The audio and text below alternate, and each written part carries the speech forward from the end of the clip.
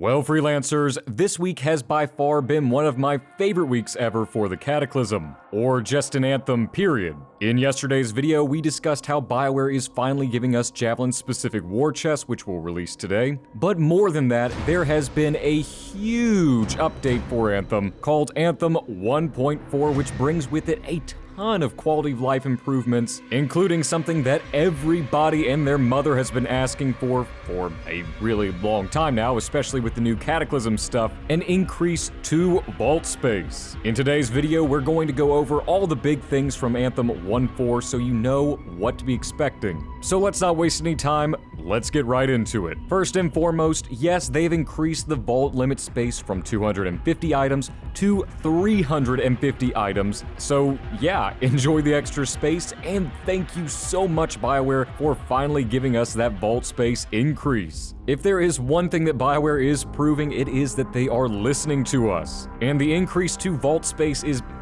perfect, love it, awesome. Thank you guys so much. However, with the increase to the inventory size being 350 now, the Vault's junk tab is now limited to 200 items. The current item count of 200 on the junk tab is displayed near the inventory count on the lower left-hand corner of the Vault. Once the junk tab is full, no items can be junked until others have been marked to keep or salvage. Unfortunately though, they have not added the junk all option to the end of expedition screen. Hopefully that's coming soon, but for the moment, it is still limited to the Vault. They also fixed a few other small things, like fixing an issue that causes players to be warned about hitting the vault space limit too soon, fixed an issue that would allow players to craft items when vault space is full, and fixed an issue that prevented some players from making purchases in the seasonal or featured stores. There have also been some improvements to some challenges, specifically New Dawn, Dark Passage, and Hope Shattered, which were incorrectly named in the menus. The challenge Weekly Darkness Falls now appears correctly in the Path to Glory Weekly Challenge category. They have also decreased the targeted number required to complete the Daily Note Taker and Weekly Storm Chaser challenges. In other words, fewer notes are needed to complete these challenges. They have also updated the Forge vinyl filter titles from small, medium, large to decal, graphic, and wrap. I didn't even notice that that was a thing to begin with, so that's pretty neat, I guess. Icons for the shield sigil were updated to now match the crafting recipe icons. There seems like there are a few others that need to be updated too, but small improvements at a time. They have now added a timer to the seasonal store to show when items will change. Now, in my opinion, that seems a little late to be adding this, but I guess better now than never. There have also been updated descriptions for the following challenges: Survival made of brass, Survival made of iron, Survival made of steel, Score, on target, Score, target locked, Score, target eliminated. They have also shifted the position of the Freelancer Enclave leaderboard away from the door.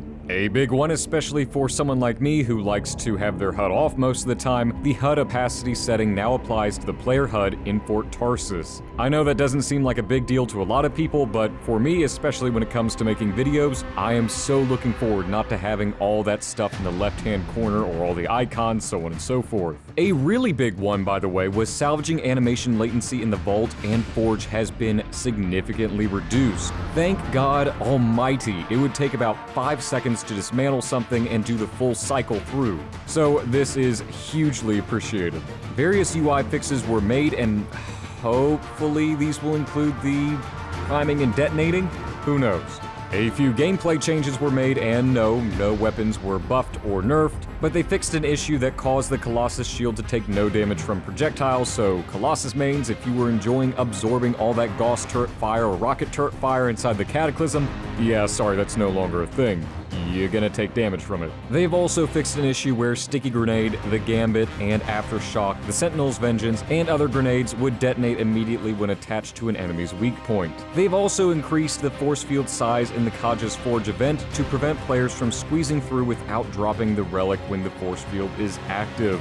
Sorry guys, no more exploiting that. They've also fixed an issue with Eternal Squall that has multiple charges from both priming and detonating targets to trigger a combo. This is a slight slight nerf to Eternal Squall, but it's nothing to write home about. I know another big one for the Ranger and Interceptor mains, but the support pieces no longer drop with combo bonuses that only apply to specific gear pieces. Example, combo aura percentage on a target beacon. Why would that be there? They've also fixed a number of cinematic and audio bugs, from lighting to, well, your audio cutting out when you first load into the game, though that change has been made and that improvement has been made so many times. Let's see if it actually sticks this time around and won't go away whenever they patch the game. They also fixed an issue that caused an infinite load screen when loading into the Cataclysm if your graphics settings were set to low, and they also fixed a major bug that I've experienced one too many times, which is an issue that causes players to be stuck at recording victory after ending quick play.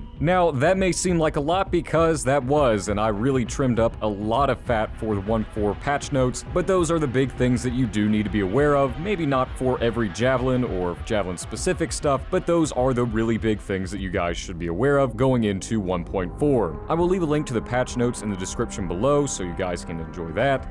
And today looks like it's going to be a pretty content-packed day, with the Sea of Takaro releasing and the Takaro Valkyrie spawn video releasing after this one, hopefully when the servers go live, as I'm recording while there's server downtime. And hopefully if Giovanno from Anthem's archive can manage to data mine some goodies, we will also do a cosmetic video at some point. But anyways, freelancers, what did you think of this video?